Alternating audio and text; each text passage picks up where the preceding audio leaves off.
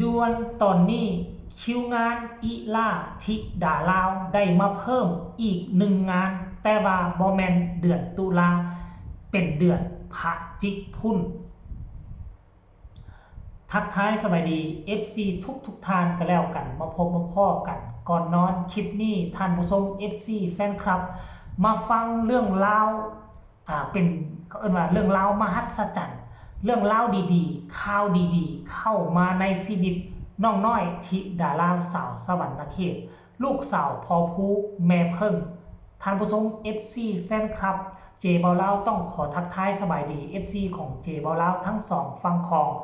FC ของน้องธิดาลาวว่าจะเป็นคนไทยคนลาวที่คองคอยเบิ่งข่าวการเคลื่อนไหวของธิดาน้อย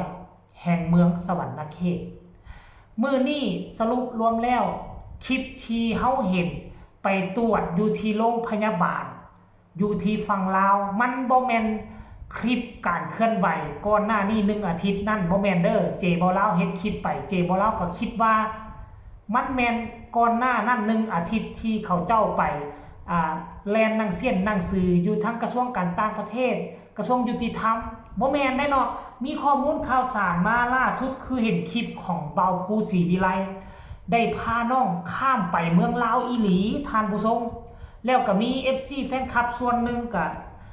ส่งมาทางใต้คอมเมนต์บอกเจเบาลาวว่าลงจากเวทีระเบียบกับพากันเดินทางข้ามมาฝั่งลาวเลยว่าสั้นเดโอ้ยเพิ่นคงจะมีเรียกด่วนก็เป็นต้นมันจะเดินทางมาแล้วก็เอาไปตรวจสุขภาพตรวจเลือดเพื่อจะนำเอกสารไปกรอกเฮ็ดอย่างใดอย่างหนึ่งนั่นแหละท่านผู้ชม FC แฟนคลับแล้วบางกี้นี่เฮาก็เห็นเบาผู้ศรีวิไลเคลื่อนไหวออกมาแล้ว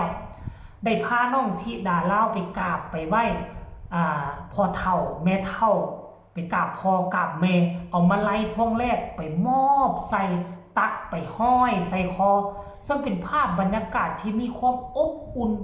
หลายคนเห็นแล้วมีคอมเมนต์บอกว่าน้ำตาจะไหลน้ำตาจะไหลท่านผู้ชม FC แฟนคลับ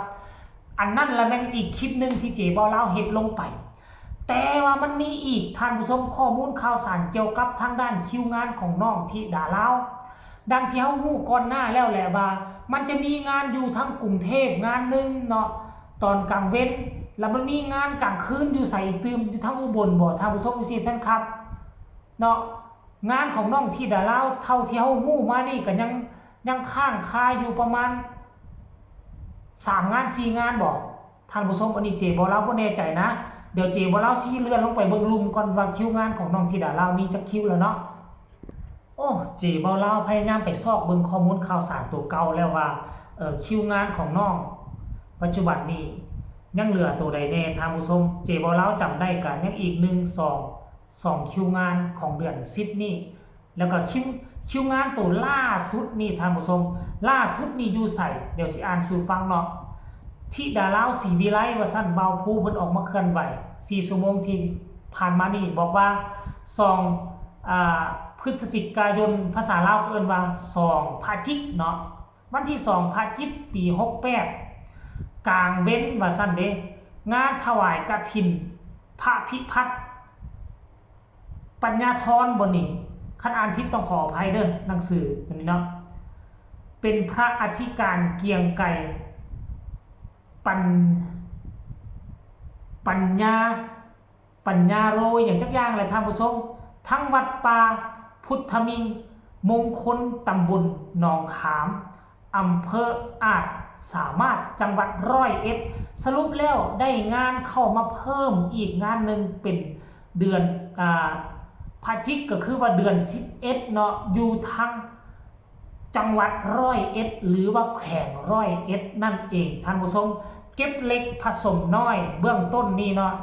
เบื้องต้นนี่เฮาได้ซ้ำใดเฮาก็เอาซ้ำนั่นแต่เฮาต้องพากันโปรโมทเนาะทั้งเบาภูทั้งแม่เพิ่งก็พยายามโปรโมทพยายามถ่ายคลิปลูกเต้าเหล่ากาให้มันติดอยู่ในกระแสตลอดและหน้าที่ FC แฟนคลับก็ต้องกดไลค์กดแชร์ทุกคลิปทุกข่าวที่เบาภูเอาลงและที่ยูทูบเบอร์หลายช่องหรือว่าเพจต่างๆที่เขาเอาลงข่าวเกี่ยวกับธิดาลาวคันท่าว่าฮักตัวน้องแท้ต้องสนับสนุนทุกช่องทาง ที่เฮ็ดข่าวมีข้อมูลข่าวสารเกี่ยวกับน้องยิ่งกดแชร์ไปความโด่งความดังความมีกระแสมันก็จะต่อเนื่องขั้นท่ากรณีว่าให้น้องไปขึ้น 2-3 เวทีแล้วล่ะเงียบไปบ่พากันเตาะบ่พากันตอบ่พากันกระเตื้องบ่พากันกระตือรือร้นบ่พากันแซ่ข่าวแซ่คลิปที่เฮ็ดข่าวเกี่ยวกับน้องเดี๋ยวกระแสน้องก็สิหายไปคันกระแสหายไปแล้วเฮาจะหยุดเพียงส่ำนี้บ่กระแสมันมาถึงขนาดนี้แล้วฟังฝันนะปัจจุบันนี้มันกำลังลุกโผล่ลุกโผล่ถ้าเฮาพักดันลุดประตูบานนี้ไปมันก็จะโด่งดังแบบถาวรคืออายอนาอุ้งอิงไปเลยแต่ขั้นท่าก่อนแล้วนี่ว่าเฮาหยุดเพียงซ้ำนี้กระแสมันลงหวบมันน่าเสียดายได้ทุกคนมันน่าเสียดายเด็กน้อยมีคุณภาพ